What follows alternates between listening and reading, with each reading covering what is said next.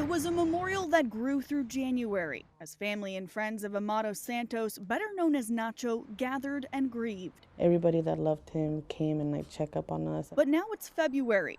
The funeral is over, the flowers are wilting, the message is fading. Everybody went back to their lives, and so right now we're just kind of on our own.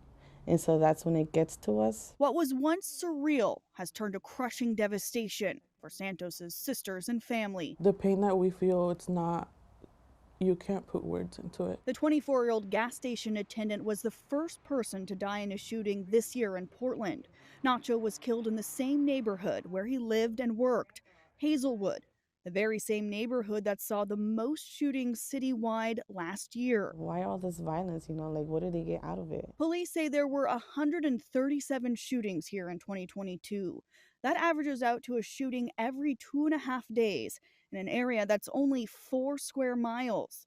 Those shootings last year hurt or killed 36 people, and at least 564 bullets were recovered on these same streets that some 25,000 Portlanders call home. It's nothing new to us anymore, and that's sad. It just hurt, you know what I mean? Because at the end of the day, we doing it to ourselves. I don't feel safe at all here anymore. It's the reality for people in Hazelwood.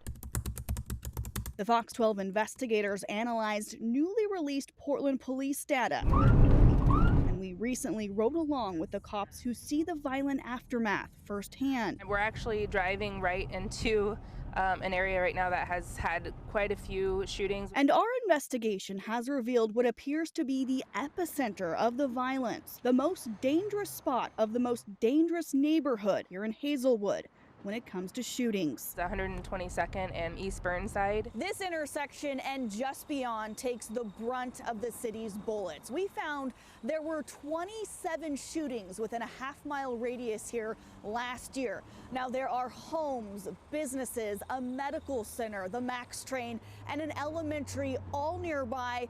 And we wanted to know how people are coping with the violence. I mind my own business. I don't pay attention to anybody. Those who live here are not surprised by the statistics. They live it every day. Kelly Brady lives right at the corner. He hears and sees a lot. Maybe 1 in the morning, 2 in the morning, something. And all of a sudden you walk toward the street, it was quiet night, and bam, bam, bam, bam, bam, nothing. From mothers picking up their children at the nearby elementary. I won't let them be outside unless I'm there. They can't go walk around the neighborhood. That's not going to happen right now. To students who've witnessed shootings themselves. I saw it outside my window. Fox 12 spent hours in Hazelwood talking about gun violence with those who live here. Some neighbors are afraid to go out at night. Some wish they could move. Others simply chalk it up to life on Portland's gritty east side. I've seen it all. I've experienced it myself. It's just, it is what it is. Isaiah Payne lives in Gresham, but he spends much of his time traveling around Hazelwood and surrounding neighborhoods making house calls as a barber. He told us he's lost friends and family members to gun violence. I feel like it's just a lot of people get left out here. You know what I'm saying? Just kind of, I wouldn't even necessarily say neglected, just kind of forgot of. We met 17-year-old Brandon Harajan Zavalza, a senior at David Douglas High School. There were at least 6 shootings outside his apartment building last year. He says he witnessed a shooting right outside his door in 2021. I'm not exactly affected by the gun violence. It's just kind of a thing that happens in the background. You know, I'm focused on other things. I want to go to college. I want to get a full ride somewhere. The difference between day and night here in Hazelwood changes the perception of safety as well as the reality. Most of the shootings happen after dark. Which is why Officer Michelle Petty and other members of Portland Police's Focused Intervention Team work the night shift.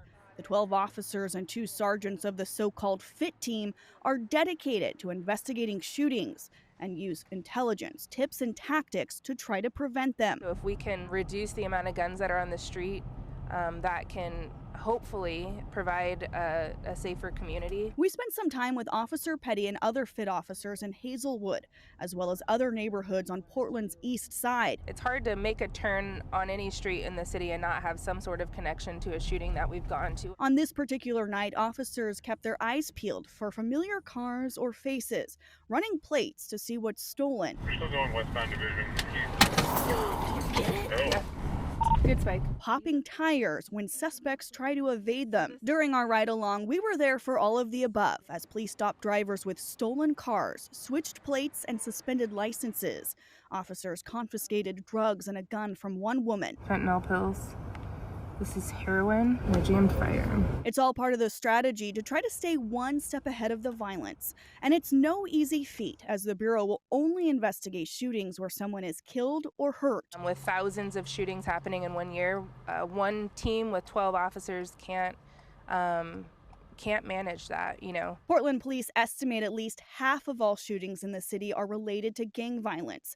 Other shootings are often tied to robberies, people experiencing homelessness, or domestic violence. Going to these calls and people in the community that witness these things, we're actually seeing this victim and we are hearing their painful cries or hearing, like a family after they've lost a loved one. People of color are much more likely to be impacted. It touches my heart in a way because a lot of these victims reflect people that look like me or look like my family. And so it's challenging, but mostly I would say we're seeing a lot of African American males that are victims of gun violence in our city. In Hazelwood, more than half the population is white.